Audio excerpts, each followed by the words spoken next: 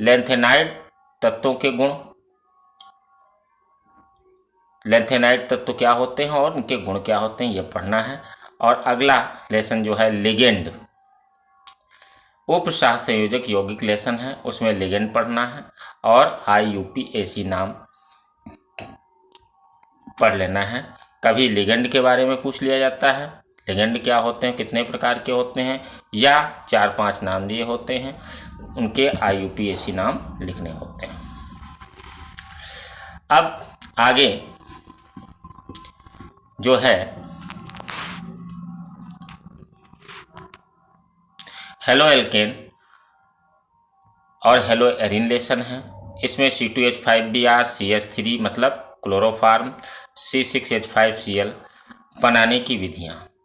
अब आप सोच रहे होंगे कि इतनी विधियाँ हम कहाँ तक तैयार करेंगे, क्या करेंगे। ये गौर करो कि मैं बता रहा हूँ कि इनके बारे में, जैसे C2H5Br बनाने की प्रयोगशाला विधि, इनकी सबकी एक एक प्रयोगशाला विधि आपको तो जरूरी ही तैयार करना पड़ेगा। अगर किसी का दिया है औद्योगिक विधि, तो औद्योगिक विधि बनाने की आपको तो तैयार करनी पड़ेगी। और जो भी चीज़ तैयार करोगे ये यौगिक, उन यौगिकों में आपको करना क्या है, उनके 4-4 रासायनिक गुण जरूर तैयार करने हैं।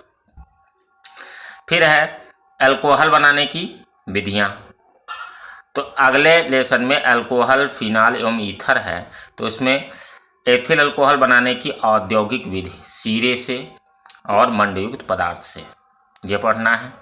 C6H5OH मतलब फिनाल बनाने की विधि और ईथर बनाने की विधि, एक एक विधि कम से कम, और 4-4 रासायनिक गुण आपको याद होने चाहिए। फिर है अगला लेसन एल्डिहाइड, कीटोन और कार्बोक्सिलिक अम्ल। तो इसमें HCHO बनाने की विधियाँ,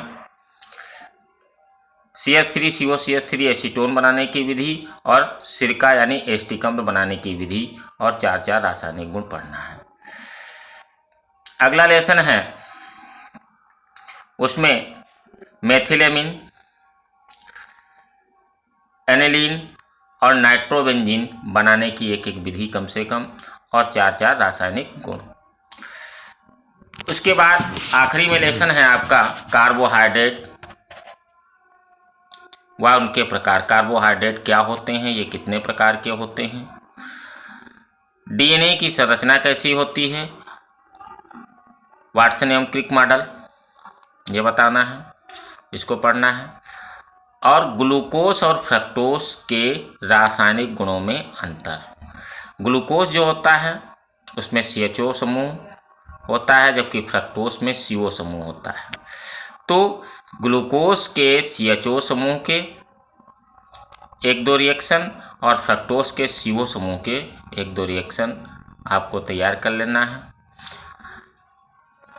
और इसके अतिरिक्त कभी कभी टिप्पणी में पूछ लेते हैं, तो टिप्पणी में कंजारो अपक्रिया क्या होती है, बोटर्स अपक्रिया क्या होती है, हाफमान ब्रोमाइड क्रिया क्या होती है, पोटर्स फिटिंग क्रिया क्या है, स्मिट अपक्रिया, इन अपक्रियाओं की परिभाषा और उदाहरण सहित आपको तैयार करना है।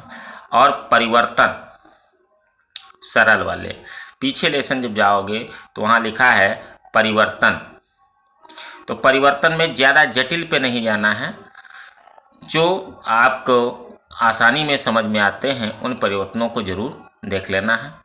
और इतना मोटा मोटा अगर आप तैयार करके जाते हैं तो मेरा मानना है कि आपका पेपर अच्छा होगा। अगर आपने मेरा वीडियो देखा होगा तो बायो का अगर देखा होगा तो बहुत सी चीज़ें मैंने जैसा बताया था उसी प्रकार से पेपर में आया है, लेकिन फिजिक्स में आप लोगों का पेपर उतना अच्छा नहीं हो पाया होगा, क्योंकि किसी कारणवश मैं फिजिक्स के लिए इम्पॉर्टेंट टॉपिक्स के बारे में आपको नहीं बता पाया था, वीडियो नहीं डाल पाया था, इसके लिए खेद है मुझे। और आपने मेहनत की, अच्छा प्रयास किया और पेपर अच्छा ही हुआ होगा। तो केमिस्ट्री के लिए मेरा यही सजेशन है कि आप लोग इन टॉपिकों पर अच्छी तरीके से तैयारी करके जाएं, जिससे आपका अच्छा पेपर हो सके। इसी कामना के साथ धन्यवाद।